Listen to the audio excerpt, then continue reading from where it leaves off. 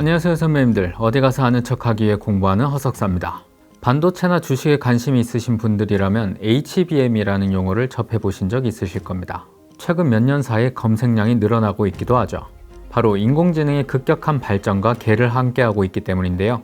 분석에 따르면 HBM 시장의 연평균 46% 성장이 전망된다고 하는데요.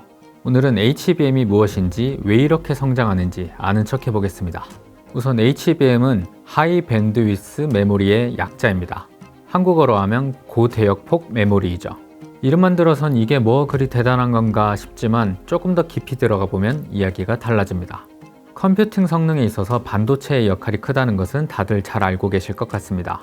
반도체 성능이 좋아야 데이터 처리 속도가 빨라지죠. 반도체도 기능에 따라 메모리 반도체와 시스템 반도체로 구분됩니다. D램이나 낸드가 메모리 반도체이고 CPU, GPU가 시스템 반도체이죠. 메모리 반도체는 정보를 저장하는 역할을 하고 시스템 반도체는 연산을 담당합니다. 시스템 반도체가 열심히 계산을 하는 친구라면 메모리 반도체는 자료를 전달하고 결과를 저장하는 친구라 할 수 있죠. 이 두 친구의 역량이 잘 맞아야 빠르게 자료를 전달하고 빨리 계산해서 결과를 낼 텐데 균형이 안 맞게 되면 계산이 지체되는 병목 현상이 발생합니다. 계산은 다 했는데 자료를 전달해주지 않으면 놀고 있을 수밖에 없겠죠. 반도체에서도 이런 문제가 발생한 겁니다. CPU, GPU의 성능은 2년마다 3배 가까이 향상되는데 메모리 반도체 성능 향상은 상대적으로 느려 2년간 1.6배 증가하는 수준에 그쳤죠.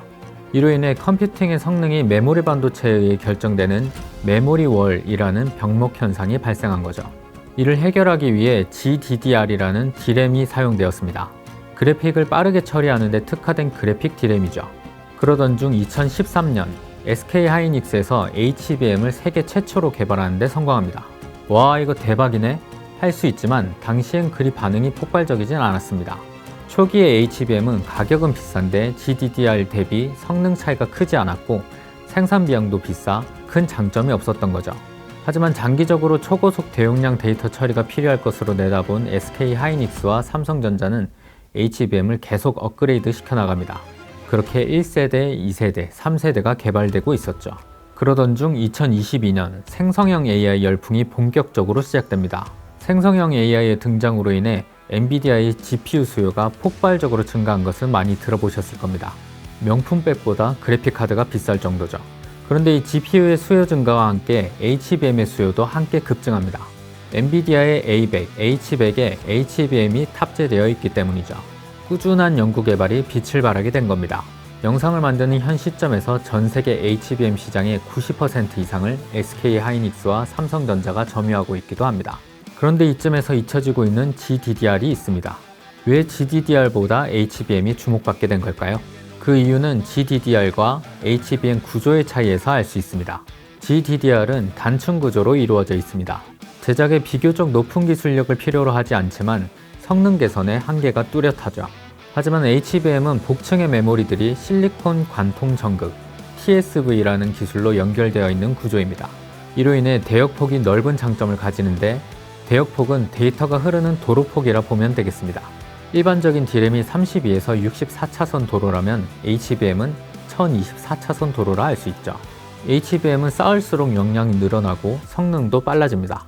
비유를 해보자면 GDDR은 단층 건물이라 할 수 있습니다. 한 층이 넓어서 많은 사람이 동시에 들어올 수 있지만 더 많은 사람을 수용하기 위해선 수평적 확장을 해야 해서 공간을 많이 차지하고 그에 따라 이동거리도 길어져서 처리 속도가 느려지죠. 반면 HBM은 초고층 건물이라 할 수 있습니다.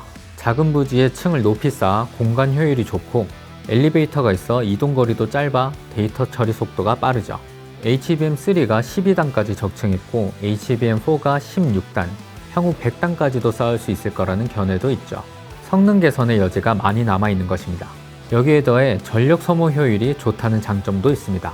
GDDR은 데이터 전송을 위해 높은 전압을 필요로 하는 반면 HBM은 메모리 컨트롤러와의 거리가 짧고 인터페이스 전압이 낮기 때문에 전력 소비가 적은 것이죠. 반면 적층된 여러 개의 칩이 열의 방출을 방해하기 때문에 발열 문제가 크다는 단점도 있습니다. 이런 문제를 해결하기 위해 발열을 효과적으로 관리하기 위한 연구도 진행되고 있죠. HBM은 약 2년 단위로 세대 교체를 이루어왔고 세대가 지날수록 속도는 약 2배, 용량은 50%가량 증가해 왔습니다. 엔비디아의 고성능 GPU 출시 주기가 2년에서 1년으로 단축됨에 따라 HBM 개발 주기도 1년으로 단축될 것으로 보고 있죠. 이렇게 HBM이 들어간 GPU 반도체 세트를 AI 가속기라 부르기도 합니다. HBM은 인공지능을 비롯하여 자율주행 자동차, 5G 네트워크, VR, AR 등 다양한 기술에 활용될 것으로 보고 있습니다. 한국전자통신연구원 에트리의 경우 HBM을 적용한 디지털 홀로그래피 미디어 프로세서를 개발하기도 했죠. 이렇게 새로운 기술들이 본격적으로 시장을 확장해 감에 따라 HBM 시장도 함께 확대될 것입니다. 요울그룹의 시장 분석에 따르면 HBM 시장은 연평균 46% 성장할 것으로 전망되죠.